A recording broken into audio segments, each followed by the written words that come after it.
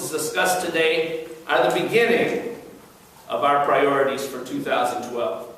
Over the course of the next weeks, House Democrats will be introducing additional legislation that will put working and middle-class families first and focus on jobs, communities, rights, and opportunities. In 2010, Republicans promised to focus on jobs and the economy, but we've seen very few jobs-related bills from the majority. Our 2012 jobs bills will focus on creating new jobs and restore jobs that have been lost. The state should create a local government jobs fund. This will help communities return cops and firefighters to the streets by dedicating every new dollar of state revenue back to local communities. We'll continue our work on legislation that will free up needed credit for small business growth by pushing for the Small Business Working Capital Program. We'll continue to push for several specific job creation incentives to create good-paying middle-class jobs. We'll push for increased funding for job creation initiatives that have provided economic development returns, such as the New Markets Tax Credit, the Historic Tax Credit, and the Film Tax Credit.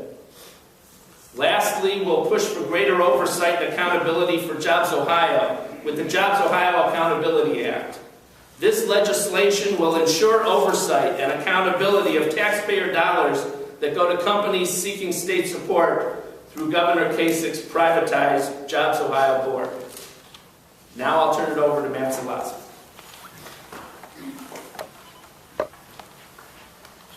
Thank you, Leader. As mentioned, communities across Ohio have been devastated by State House Republicans' pass-the-buck budget. In addition to that, State House Republicans have sat on their hands and done nothing to address the very serious and very devastating mortgage foreclosure crisis. Families in Toledo and Cleveland and all across this state are hurting. They're losing their homes, oftentimes representing their life savings. And the State House Republicans' silence on this issue is truly deafening. Last General Assembly, several Democratic bills that would have made a real difference for middle-class families died in the Republican-controlled Senate. And this year, the Republican majority in the House has completely failed to act on this crisis. That is why we are renewing our efforts to push for comprehensive mortgage foreclosure legislation to protect middle-class families and help rebuild Ohio communities.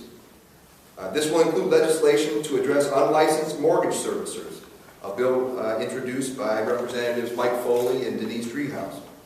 By requiring mortgage servicers to obtain registration and be licensed, Ohio will be in a better position to help Ohio families stay in their homes.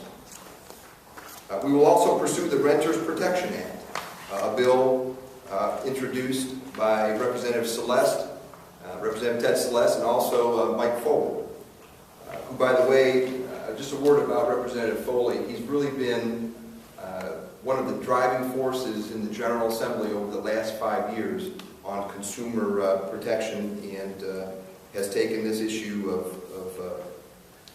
foreclosure very, very seriously. And I'm proud to work with him on these bills. This requires landlords to notify potential new tenants if their property is currently in foreclosure within 60 days of the foreclosure filing. This will give reasonable protections to families who may become the victim of foreclosure without any fault of their own. And finally, we are also working on legislation that would create a community foreclosure protection fund.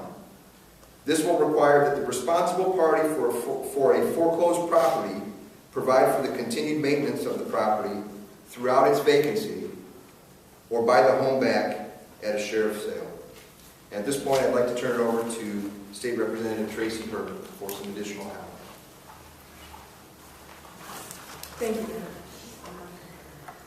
Just as important as creating jobs and rebuilding communities, our priorities will also protect the rights of Ohioans. We will be developing an Ohio Voters' Bill of Rights. This legislation will protect against efforts to make it harder for Ohioans to exercise their right to vote by asserting that ballots are valid unless proven fraudulent. It will help restore the common sense that Republicans have tried to strip out of our election not assume that voters made the error or willfully violated the law unless we have good reason to. We will not treat simple human error as a fatal flaw in counting one's votes. We know from elections officials that when there is an error, 99% of the time, it is not the voter's fault or intentional. We will not punish all voters because of this mythical, stubborn voter who purposely violates the law. We will also fight for measures that improve participation, not discourage it. And we will seek ways to better comply with federal motor voter law. In addition to voters' rights, we are also working on legislation to protect workers' rights. We are pushing several workers' rights initiatives. These include several legislative proposals that will protect the rights of Ohio workers by ending discrimination against unemployed workers, developing a work-share program to avoid layoffs, and ending employer fraud through the misclassification of employees. We will also be seeking action on legislation that will protect women's rights. We are pushing for legislation to shield the home address from public records to protect victims of domestic violence, and protecting victims of human trafficking will continue to be our priority. Lastly, we will be developing several proposals to protect consumers' rights. Legislative priorities will include creating a health insurance exchange and developing new laws that give patients greater protection against rate increases and claim denials. And now Representative Phillips will discuss opportunities. Thank you. Working and middle-class families deserve a fair opportunity to succeed. This is why a strong public education system is so important. It's also why robust workforce training options are needed. In addition to slashing funding for Ohio schools, House Republicans have launched an all-out assault on public education in Ohio. The unlimited expansion of vouchers and other measures that divert public dollars away from public schools and into the hands of private, for-profit school operators should be of concern to all Ohioans. That is why we are introducing the Public Education Protection Act. This legislation will provide greater oversight and transparency of public dollars that go to private, for-profit charter schools and will reduce the amount of public money going to failing charter schools. It will also strengthen reporting requirements and penalties for poor-performing schools that are profiting from taxpayer funding. And it will minimize abuse of taxpayer funds for vouchers to non-public schools by setting appropriate program parameters and limits. Just as important as protecting education is workforce training. That's why we are developing the Ohioans Back to Work program. This is based on Florida's Quick Response Training Program.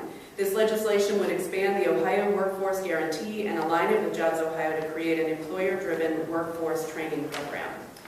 Now I'd like to hand it back to Leader Budish.